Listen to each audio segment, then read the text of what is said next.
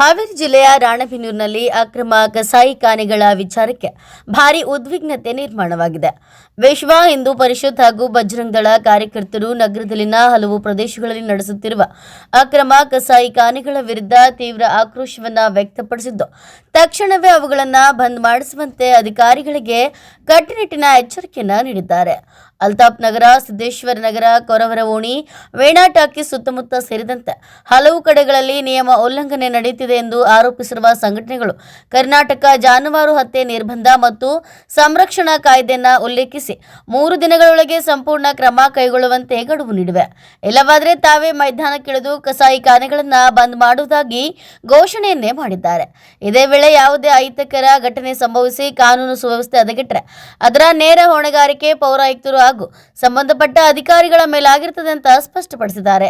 NIA ಬೆಳವಣಿಗೆ ರಾಣೆಬೆನ್ನೂರಿನಲ್ಲಿ ತೀವ್ರ ಚರ್ಚೆಗೆ ಕಾರಣವಾಗಿದ್ದು, ಪರಿಸ್ಥಿತಿ ಯಾವ ದಿಕ್ಕಿಗೆ ತಿರುಗಲಿದೆ ಎಂಬುದರ ಮೇಲೆ ಎಲ್ಲರ ಗಮನ ನೆಟ್ಟಿದೆ.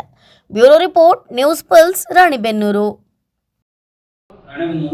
ವಿಷಯ: ನಗರದಲ್ಲಿ ಅಕ್ರಮ ಕಸಾಯಿಖಾನೆಗಳನ್ನು ಬಂದ್ ಮಾಡಲು ಮತ್ತು ಅಂತಹ ಕಸಾಯಿಖಾನೆಗಳ ಮೇಲೆ ಕಾನೂನು ಕ್ರಮ ಜರುಗಿಸುವುದರ ಕುರಿತು ಮಾನ್ಯರೇ, ಈ ಮೇಲ್ಕಂಡ ವಿಷಯಕ್ಕೆ ಸಂಬಂಧಿಸಿದಂತೆ ರಾಣೆಬೆನ್ನೂರು ನಗರದ ಅಲ್ತಾಫ್ ನಗರ, ಸಿದ್ದೇಶ್ವರ ನಗರ, ಕೊರವರ ಓಣಿ, ವೀಣಾ ಟಾಕೀಸ್ ಹತ್ತಿರ, ಹಳೆ ತರಕಾರಿ ಮಾರ್ಕೆಟ್ ಹಿಂಭಾಗ, ಮೀನ್ ಮಾರ್ಕೆಟ್ ಹಿಂಭಾಗ, ಸೈಕಲ್ಗಾರ್ ಓಣಿ, ಕೆಎಂಪಿ ಸರ್ಕಲ್ ಹಿಂಭಾಗ, ಚಿಕ್ಕಿಮಿಕ್ಕಿ ದುರ್ಗಮ್ಮನ ಗುಡಿ ಪಕ್ಕ ಹಾಗೂ ನಗರದ ಹಲವಾರು ಪ್ರದೇಶಗಳಲ್ಲಿ ಅಕ್ರಮ ಕಸಾಯಿಖಾನೆಗಳು ನಾಯಿ ಕುಡಿಯಂತೆ ತಲೆ ಎತ್ತಿದ್ದಾವೆ.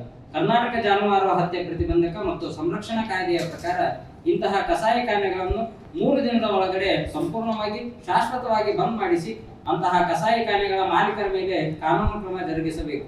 ಇಲ್ಲವಾದಲ್ಲಿ 3 ದಿನಗಳ ನಂತರ ವಿಶ್ವ ಹಿಂದೂ ಪರಿಷತ್ ಬಜರಂಗ ದಳದ ಕಾರ್ಯಕರ್ತರು ಮತ್ತು ಹಿಂದೂ ಸಮಾಜ ನೇರವಾಗಿ ನಗರದಲ್ಲಿ ಇರುವಂತಹ ಇಂತಹ ಕಸಾಯಿಖಾನೆಗಳನ್ನು ಬಂದ್ ಮಾಡಿಸಬೇಕಾಗುತ್ತದೆ.